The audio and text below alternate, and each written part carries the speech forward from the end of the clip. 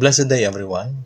Isa ka ba sa mga taong nananawagan sa ilang bagay, lalong-lalo na po panawagan upang tulungan, panawagan upang maitamang isang bagay, o kaya panawagan lalong-lalo na po sa ating panahon ang tamang pamamalakad ng ating opisina, ng ating pamalahan.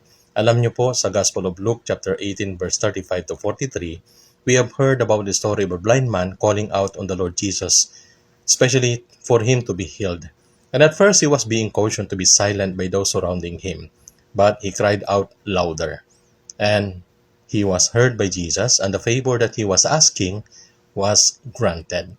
Sa atin pong panahon ngayon, we should not be silent, especially when we see things na problematic sa ating lipunan. Kapag po may mga katiwalian na ating napapansin, kalokohan o pananamantala ng iba, let us not be silent, but let our voices cry out louder for us to be heard and for things to be corrected.